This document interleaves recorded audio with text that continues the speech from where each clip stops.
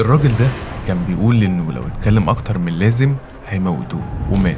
السؤال مش هل كلامه كان صح، السؤال اللي محدش بيسأله إيه اللي كان عارفه علشان كده اتقتل. الدكتور ضياء العوضي. الدكتور ضياء الراحل ضياء. لو في حد قالك النهاردة إن في رقم معين لو ما دفعتهوش هتموت، دي مش مبالغة، في رقم فعلي بيحدده ناس معينة في غرفة اجتماعات على وايت بورد بالأرقام والنتيجة، المادة مقابل الموت. النهاردة مش هتكلم في الفيديو ده زي ما بدأته، لأن اللي هتسمعه هيغير نظرتك عن الدواء اللي بتاخده كل يوم، عن الدكتور اللي بتصدقه، عن المنظومة الطبية كلها. فلو قررت تكمل الآخر يبقى خلي عينك على كل تفصيلة، علشان اللي هتسمعه من هنا هيغير أسلوب حياتك في حاجة بعد كده، مش في الدواء بس. الله يرحمه بقى، ربنا هيحاسبه الحساب اللي من عنده. لكن قبل ما ابدا خليني اعرفك بنفسي، انا عبد الله طارق، ولو اول مره تشوفني ان شاء الله ما تكونش اخر مره، فما تنساش تشترك في القناه، وده علشان تتابع كل جديد هنقدمه. في الاول هبدا لك من مكان قريب جدا، ضياء العوضي. لو انت مصري او حتى بتتابع المجتمع الطبي العربي فغالبا انت مش محتاج حد يعرفك بيه، دكتور اعلامي وشه مألوف، محاضراته وفيديوهاته منتشرة في كل مكان، قدم نفسه بصورة معينة. انا الشخص اللي بيقولك الحقيقة اللي الطب التقليدي مش بيقولها لك، انا الشخص اللي بيقدم العلم البديل، ومع كل ظهور ليه كان بيبقى فيه هجوم وردود وحرب خفية، بس في المقابل كان بيقول اللي الناس بتحب تسمعه، الأسرار اللي الشركات الكبيرة مش عايزاك تعرفها. وده بالظبط اللي هتعرفه في الفيديو ده، لأن اللي هحكولك النهاردة مستحيل حد تاني يحكولك.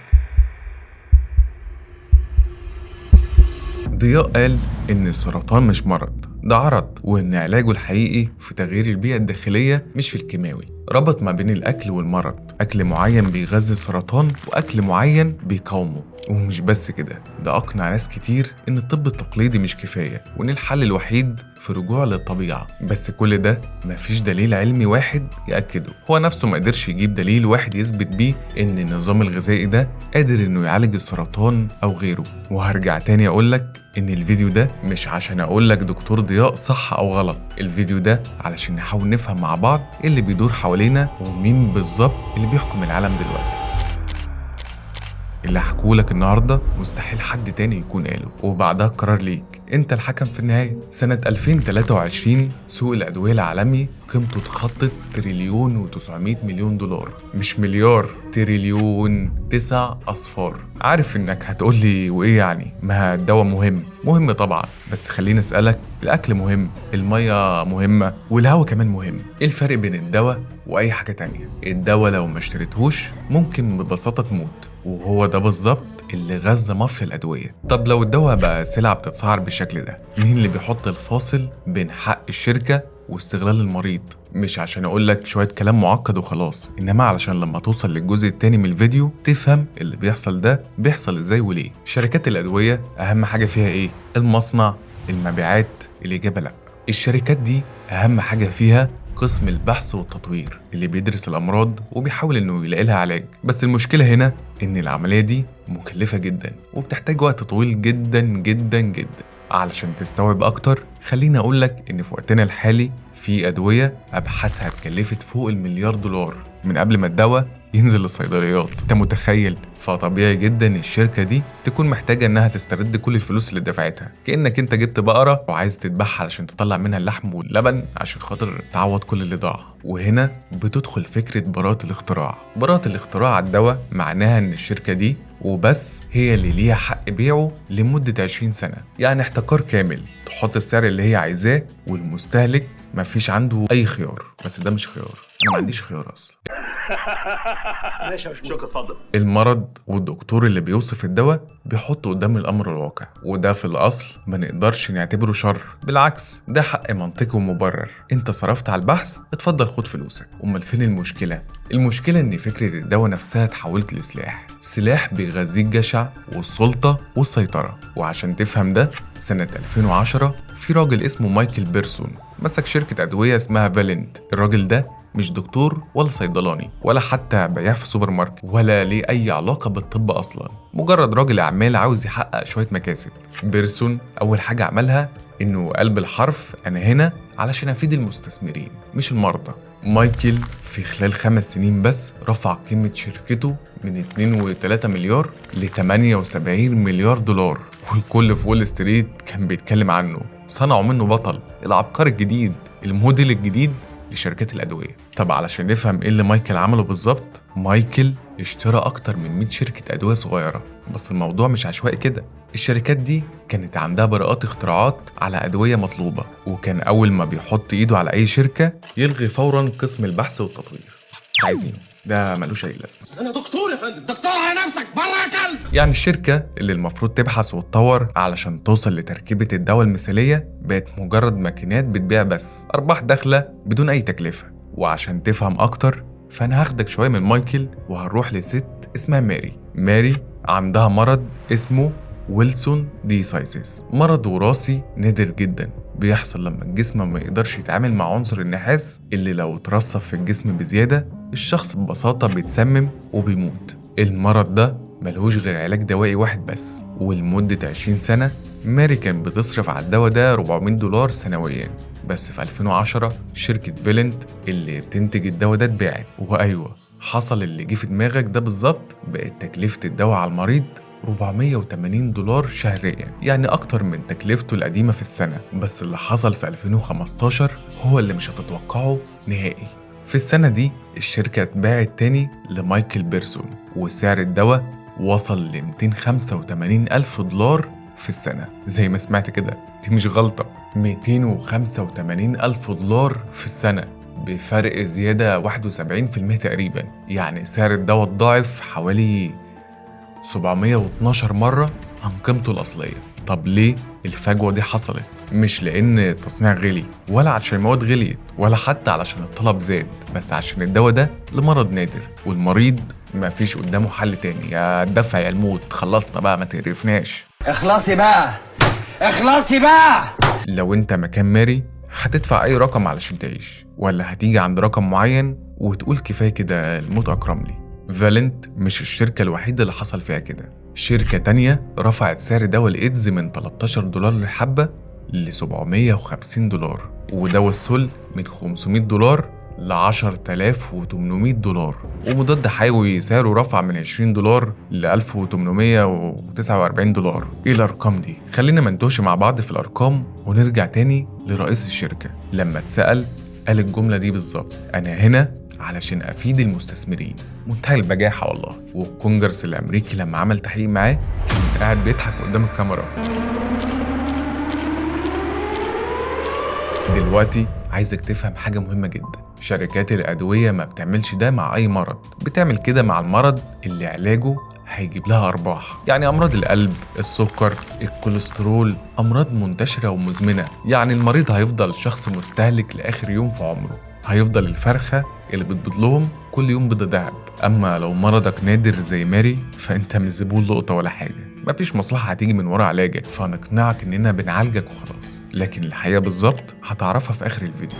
دلوقتي هرجعك للدكتور المصري ضياء العوضي. قبل ما أكمل لازم أكون صريح معاك، كل اللي هقوله مبني على اللي بيتداول على السوشيال ميديا. أنا هنا مش عشان أوجه اتهامات ولا إصدار أحكام. في سنة 1912 وصل للعالم البريطاني هاورد كارتر والأوساط العلمية وقتها خبر غريب. اتقال إن في حفرية بشرية قديمة جدا اتلاقت في مكان اسمه بيلت داون في إنجلترا. يا عم انت ايه اللي خدنا من هنا ودانا انجلترا؟ كمل بس وحاول تفهم. الاكتشاف ده وقتها كان يعتبر زي ترند اليومين دول، والناس كلها اتحمست. اللي خلى الناس تتحمس ان الاكتشاف ده كان بيقول اللي بالظبط هم كانوا عايزين يصدقوه، ان اصل الانسان كان في اوروبا، وان المخ البشري الكبير مش اول حاجة تظهر، ولكن قبلها ظهر الجسم وبعدين اتطور واتطور المخ بعدها. يعني كان قصدهم ان الانسان في الاصل كان قرد، وبعدين اتطور وبقى الإنسان اللي موجود حاليا، مش أنا، الإنسان. المهم العلماء وقتها بدل ما يشكوا قالوا أيوة ده منطقي جدا. المشكلة إن الحفرية نفسها كانت مزورة، الجمجمة كانت من إنسان والفك كان فك قرد، وتعدله بطريقة بعد كده تخليه يبدو كأنه كان قديم جدا فعلا. ومع ذلك استمرت الحكاية أكتر من 40 سنة. ليه؟ لأن كل ما كانت الأدلة بتظهر ضد الموضوع ده كانت ناس كتير بتقول لنفسها أكيد إحنا لسه مش فاهمينها صح، أكيد القطعة دي استثنائية، أكيد باقي التفاصيل اللي هتأكد النظرية دي فعلا هنعرفها بعدين. يعني بدل ما المخ يسأل هل ده صحيح، إزاي أخلي ده يبقى صحيح؟ ودي حاجة في علم النفس اسمها تحيز التأكيد، إن الإنسان ما بيدورش على الحقيقة بحياد كامل، لكن أحيانا بيدور على حاجة تريح دماغه وتوافق توقعاته. القصة دي بتثبت إن بعض الناس ما بتصدقش الفكرة لأنها صح بس، لكن لأنها مريحة ومنطقية ومناسبة للصورة اللي في دماغهم. يعني بالعربي كده أنت بتنحاز وبتصدق اللي مخك عايزك تصدقه. فلو انت حاسس ان النظام الطبي خذلك لما تدفع فلوس كتير على دواء ما لقيتش منه نتيجة، طبيعي تشوف ان اي حاجة هتخالف النظام ده هتبقى صح. زي بالظبط لو واحد قريب منك مات وحاسس ان الدكاترة ما عملوش اللازم او اللي كان المفروض يعملوه، ساعتها بدون اي ترتيب اي حد هيجي يقولك انا عندي الاجابة الحقيقية اللي مش عايزينك تعرفها، هتصدقه او على الاقل هتسمع له، مش لانه صح لكن لانك محتاج تلاقي سبب تنحاز ليه يشيل من عليك عبء التفكير ازاي ده حصل. ولما الفكرة دي بتسيطر على حد ممكن توصله ببساطة لقرارات مصيرية، والموضوع ده مش بيقف عند الناس العادية بس، ده ممكن يحصل حتى مع ناس شكلها أذكى وأقوى بكتير مننا، ناس ما تصدقش أبدا إن ده فكرهم. ستيف جوبز ده كان واحد من أكتر الناس العباقرة في وقتهم، واللي كان عندهم ثقة في رؤيتهم لنفسهم وشايف إن مفيش حد هيبقى أذكى منه أو حتى هيقدر يفكر بنفس التفكير اللي هو كان بيفكره. في أوائل الألفينيات جوبز اتشخص بمرض نادر في البنكرياس، وكان قدامه اختيار طبي واضح، تدخل جراحي مبكر المفروض إنه يأخر تطور المرض بشكل كبير واحتمال كبير إنه يتعالج منه نهائي. لكن اللي حصل إنه قرر يبعد عن التدخل الطبي التقليدي ويجرب طرق غذائية وروحانية وتجارب بديلة. الفكرة هنا ما كانتش إن الطب البديل غلط أو صح، الفكرة كانت أخطر من كده بكتير. ستيف كان شايف الصورة من زاوية واحدة بس، زاوية إن الجسم يقدر يصلح نفسه بنفسه، ولكن بمرور الوقت القرار اتغير واختار التدخل العلاجي الجراحي، لكن بعد فوات الأوان لأن المرض وقتها كان انتشر بشكل أكبر، وفي الآخر مات ستيف جوبز سنة 2011. القصة دي مش المهم فيها محتواها، لكن السؤال اللي وراها، هل الإنسان لما بيكون مقتنع بفكرة قوية بيكون منحاز للدرجة دي اللي تمنعه إنه يشوف عواقبها وعيوبها وبتخليه يجري ورا أي حد يتخيل إنه معاه الحل حتى لو بدون دليل؟ طب مين المستفاد من زرع الأفكار دي؟ وده ياخدنا للسؤال اللي الناس بتسأله دلوقتي، المنتجات اللي الدكتور ضياء كان بيروج ليها مين كان ورا تمويلها؟ النصايح الطبية اللي كان بيقدمها مبنية على ايه بالظبط؟ فين الدراسات والأبحاث؟ بصراحة العلاقة بين الوعي الطبي البديل وبين بيع منتجات بعينها علاقة مريبة محتاجة توضيح. شركات الأدوية مثلا ماشية باستراتيجية التحليق، هتاخد فلوسك يعني هتاخد فلوسك، والفئة اللي مش قادرة على تمن العلاج ملهوش مكان في خطتهم. بس استنى كده لحظة، لو مافيا الأدوية بيكسبوا من إنك تفضل مريض وبيستهدفوا اللي يقدر يدفع، يبقى السؤال المنطقي الفئة التانية اللي مش قادرة على تمن العلاج مصيرها ايه؟ تفتكروا نفدوا بجلدهم من دايرة الاستغلال دي؟ الحقيقة إن الدايرة المغلقة دي فتحت الباب لتجارة من نوع تاني، نوع كده بلسم، مافيا الأمل، اللي بيستغلوا إن الناس يائسة وبتتعلق بقشاية تحت راية الطب البديل. وأنا هنا ما بتكلمش عن مجالات معتمدة زي التغذية العلاجية، أنا بتكلم عن الممارسات المشبوهة اللي بتتم بدون أصل ولا دليل، عن الأشخاص المستغلة اللي كل هدفهم يلعبوا على وعيك وحاجتك، يخلوك تكره العلاج أصلا، وفي الآخر الاتنين شغالين على نفس المريض والاتنين بياخدوا فلوسه. المشكلة إن الناس دول معروفين وليهم شعبية كبيرة، اللعبة بين دول ودول ما بقتش مين صح ومين غلط، اللعبة بقت مين يقدر يستغل حاجتك ويقنعك أكتر. الطرف الأول بيبيع لك الدواء مهما كان سعره، والطرف التاني بيبيع لك الأمل مهما كان دليله. بس المشكلة هنا مش إن كلهم ضدك، المشكلة إن مصلحتهم مش دايما ماشية مع مصلحتك. وبفكرك تاني، مش كل اللي هتسمعه هنا مؤامرة، بس برضه مش كله بريء. المشكلة الكبيرة إن الحقيقة مش كاملة عند أي طرف، فأنت في اللحظة اللي بيحصل فيها كل ده بتبقى لوحدك تماما قدام القرار. هتقولي إيه علاقة كل ده يا عم بالدكتور ضياء؟ هقولك، بس قبلها لازم تعرف إن أنا هنا مش بصنفه ولا بقول إنه من الناس دي ولا بحكم عليه، أنا بس بفهمك السوق الدوائي في العالم كله بيدور إزاي. صدور الفراخ من حظ الظهر ما يمكن ما بتضرش خالص. نظام الطيبات. الدكتور هاجم الشركات الكبيرة بشكل صريح واتكلم عن منهجيتهم في السيطرة على السوق وتحقيق أكبر مكاسب على حساب المريض. قال إنهم بيستثمروا في تطويل مدة المرض بدل علاجه، وإن أدوية الأمراض المزمنة بترحل الأعراض مش بتعالجها، وبتخلق مشاكل جديدة عند المريض علشان المريض يفضل زبون مدى الحياة. قال كمان إن الطب التقليدي جزء من منظومة الاستغلال دي، سواء المؤتمرات الطبية اللي بتكون ممولة من الشركات دي أو الدكاترة اللي تحولوا لتروس بتخدم عليهم من غير ما يحسوا، عن طريق إنهم بيكتبوا روشتات مليانة أدوية بتضر مش بتساعد. وطلع لناس تانية بحل سحري نظام الطيبات، وروج ليه من زاوية الرجوع للفطرة والغذاء الطبيعي بدل السموم الموجودة في الأدوية. وما اكتفاش بالهجوم على شركات الأدوية بس، هاجم كمان شركات الأغذية، وقال إن أكل كتير زي الفراخ والبيض مثلا بيزودوا الالتهاب في الجسم، وعن طريقها بيزيد الطلب على الأدوية. ومن ساعتها سمعنا عن أغرب حاجة ممكن تحصل، فتنة غذائية، محدش بقى عارف احنا بناكل ايه بالظبط. دكتور ضياء ما كانش بيروج لنظام الطيبات على انه نظام دايت، كان بيعتبره بروتوكول استشفاء طبيعي لتنظيف الجسم من الالتهابات المزمنة اللي حصلت للجسم بسبب الاكل الخبيث زي ما كان بيسميه. منع الفراخ، البيض، اللبن، الخضروات الورقية وغيرهم كتير. قال إن الفراخ دي مش طعام بشري أصلا، واللبن مش عشان الإنسان، والبيض فضلات، وإن الزيوت أخطر من السجاير. وفي المقابل رحب بالسكريات والعصائر المعلبة والتوست الأبيض والنوتيلا، أحلى حاجة النوتيلا. طب والفيتامينات والمعادن والألياف وكل العناصر الغذائية اللي الجسم بيحتاجها علشان يتوازن؟ ما فيش أي إجابة. كان مبرره إن الجسم مصنع مش مخزن، ولو وقفت المدخلات الضارة دي الجسم ساعتها هيبدأ إنه يصلح نفسه لوحده، وإن الرجوع للفطرة اللي هي نظام الطيبات طبعا هو اللي هيعمل كل ده. والغلي بقى الأدوية دي والحاجات دي كلها مش مالهاش لازمة، اللي ماشي عليها بقالك سنين، حتى لو كنت مريض قلب أو سكر أو ضغط، أو حتى لو كنت ماشي بعلاج محتاج توقفه بالتدريج. بالمنطق مخاطرة مش محسوبة، بس بعقل بعض الناس ده طوق النجاة من معاناتهم الطويلة مع المرض. لكن استنى لحظة علشان ما نبقاش بنقع في نفس الغلطة. مش كل الكلام عن الأكل ودوره غلط، وفكرة إن الجسم بيصلح نفسه مش دايما وهم.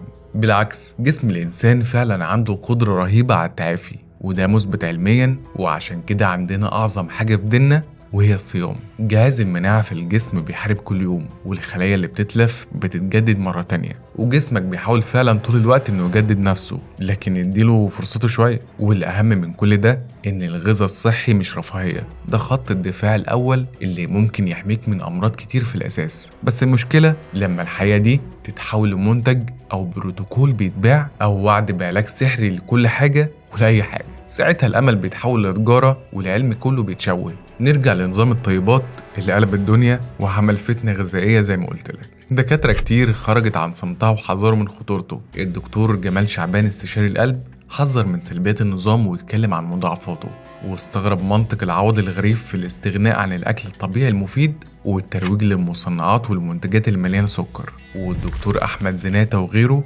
ربطوا النظام ده بحالات وفاة وتدهور في حالات مرضى السكر والفشل الكلوي والأمراض المناعية، وأكدوا إن النظام ده هيكون له علاقة ببتر الأطراف أو فقدان النظر، خصوصا لو المرضى اللي ماشيين على النظام ده وقفوا الأدوية فجأة. وإن لو المريض اتحسن فده هيكون في البداية بس، لكن بعدها الكوارث هتبان. وعلى السوشيال ميديا الناس اتقسمت لفريقين، ما بين مؤيد وما بين معارض. ناس كتير شاركت تجربتها، منهم مشاهير وناس معروفة. في منهم واحد كتب: ماشي على نظام الطيبات وكنت بعاني من القولون وارتجاع المريء وحساسية صدر، ووزني زاد وكان عندي أنيميا وكنت بضطر اخد لها حقن كل فترة، والنهاردة لقيت نفسي خسيت والحمد لله، لا قولون ولا ارتجاع ولا حساسية صدر ولا دوخة ولا أنيميا. وبيكمل تجربته وبيقول: أنا كده أكلت 95% من المسموحات بما فيهم النوتيلا والمربى، ولغيت سكر الدايت واستبدلته بالسكر العادي. وختم كلامه بجملة: أنا بكتب ده علشان اللي لسه قلقان يجرب ويكتب تجربته. وشهادة تانية من فنان معروف قال فيها: عمري ما قابلت دكتور ضياء، لكن بقالي 11 سنة ماشي على النظام وخفيت من أمراض كتير جدا. وفي ناس راحت لأبعد من كده كمان، وبدأوا يعملوا حفلات على السوشيال ميديا زي لو ببلاش مش هنجيبها، كانوا بينادوا فيها لمقاطعة الفراخ بسبب نظام الطيبات.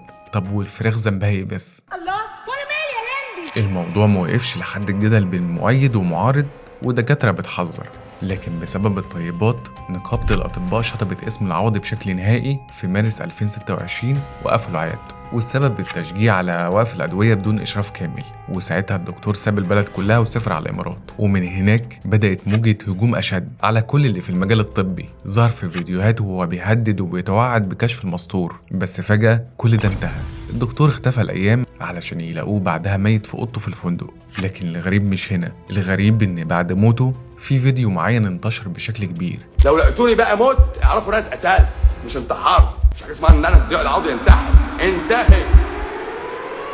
الفيديو ده تحديدا صح نظريات المؤامرة في دماغ الناس، وكان في شبه إجماع من ناس كتير إنهم أكيد انتقموا منه وسكتوه علشان ما يفضحهمش. وحتى المحامي بتاعه ظهر في أكتر من لقاء تلفزيوني وقال إن ضياء كان متوقع اغتياله بعد هجومه على مافيا الأغذية والدواء. ولكن رغم كل ده السلطات الإماراتية والقنصلية المصرية أكدوا إن الوفاة طبيعية، وإنه مات بسبب جلطة في القلب أو هبوط دورة دموية. وبسبب كل ده النائب العام أصدر قرار بإخراج الجثة وتشريحها مرة تانية، ولحد ما النتيجة تبان ما نقدرش نقول غير إنه مات وبس، لكن نقدر نشوف مصير كل اللي قبله. يمكن نفهم إيه اللي بيحصل ونستوعب حجم سلطة الشركات دي، ونفهم أكتر ليه بيقولوا عليهم مافيا. أطباء فتحوا ملف مافيا الأدوية. دكتور ضياء ما كانش أول ولا آخر اللي دخلوا الحرب دي، واللي معظمهم دفعوا تمن عدم السكوت وكان مصيرهم زيه بالظبط. أقدم حد كان الدكتور مصطفى محمود، اللي اتكلم عن امتلاك الشركات دي لمجلات البحث العلمي والمجلات الطبية بشكل عام، وكمان عن سيطرتها على أساتذة الطب في الجامعات والوزارات وحتى بالدول، وإن بملياراتها اللي تملكها كانت بتتحكم في العالم لتحقيق مصالحها الشخصية، لدرجة إن الشركات دي كان عندها القدرة إنها تدخل أدوية منتهية الصلاحية للدول النامية، والأدوية دي كان ليها آثار جانبية فظيعة بتعمل تشوه في الأجنة وبتسبب سرطانات، وكانوا بيروجوا ليها إنها بتعمل المعجزات. والدكتور قال إن ليهم يد في كل حاجة، من أول التلاعب الجيني والكيميائي في الأكل والشرب لحد تصنيع الأدوية اللي ما بتعالجش المرض، بالعكس بتسبب أمراض أخطر بكتير. وفي كمان دكتور بيتر جوتشي، وده دكتور دنماركي كتب كتاب اسمه ديدلي ميديسن سنة 2013. قال إن في حيتان في شركات الأدوية بيعملوا جرائم منظمة زي تزييف دراسات وإخفاء آثار جانبية خطيرة، ودفعوا رشاوي لتسهيل كل ده. وبسبب كل ده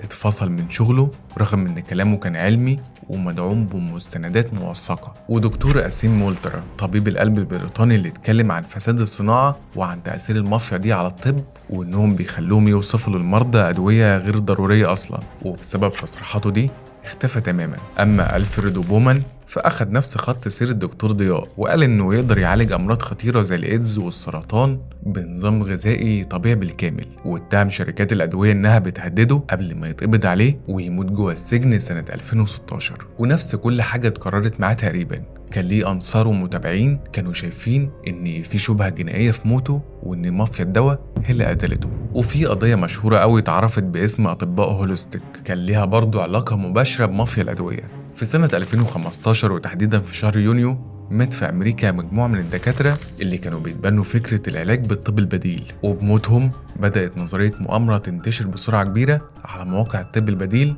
زي هيلث نوت نيوز، واتقال إن موتهم في شبهة. ما طبيعي كده أكتر من 60 دكتور من اللي بيتابعوا نفس وجهة النظر يموتوا في سنة واحدة؟ ما ده مش طبيعي، يبقى في حاجة غلط. وقالوها بشكل صريح إن مافيا الأدوية هي اللي قتلتهم، لأن علاجهم من الأمراض المزمنة بيهدد أرباح الشركة دي بنسب خسائر كبيرة جدا. وفي النهاية السؤال اللي بدأنا بيه، تتخيل كده سعر حياتك كام؟ بالنسبة لمايكل بيرسون سعر حياة ماري كان 285 ألف دولار، ويا تدفع يا تموت. بالنسبة لأي شركة تانية بتستغل يأس الناس، سعر حياتك هو اللي في جيبك، بياخدوه بالأمل ومش بالإكراه. لأن ببساطة كده لو حد مسك إيدك وأخد منك فلوسك بالعافية هتدافع عن حقك، لكن لو جالك في صورة المنقذ وباعلك الأمل هتبقى مستعد تدفع لآخر جنيه في جيبك. طب خليني أسألك سؤال أخير، لو بكرة دكتور قالك سيب دواك وجي شخص تاني قالك كمل عليه، هتصدق مين؟ وعلى أساس إيه هتاخد القرار؟ في رأيي الشخصي أنا مش بقول إن كل الأطباء مجرمين، ولا إن كل شركات الأدوية فاسدة، ولا إن في مؤامرة منظمة على صحتها. أنا كل اللي بقوله إن المنظومة دي عالميا ومحليا محتاجة رقابة، شفافية، محاسبة. والمحاسبة دي مش هتيجي بالصوت العالي على السوشيال ميديا، ولا بزرع نظريات مؤامرة تضيع وسطها الحقيقة. المحاسبة بإنك تسأل صح وتستنى إجابة واضحة. إنك تسأل مين الشرير في المعادلة دي مش هو المهم ومش هيفيد أي حد. السؤال المهم ليه السيستم بيسمح للشر إنه يسيطر من البداية؟ وليه كل مرة إحنا اللي بندفع الثمن؟ فكر في كلامي ده كويس أوي. أنا كده خلصت، بس مش عايزك تقولي رأيك في التعليقات. أنا عايزك تجاوب على سؤال واحد بس، إيه الحقيقة اللي كنت متأكد منها ومقتنع بيها واكتشفت بعد كده إنها كانت غلط وإنك اتخدعت؟ اكتب لي تحت في الكومنتات وخلي غيرك يشوفها، يمكن غيرك يستفيد. ولو وصلت لحد هنا فانزل اشترك في القناة وفعل الجرس عشان تتابع كل جديد، واعمل منشن لصاحبي. يلا سلام.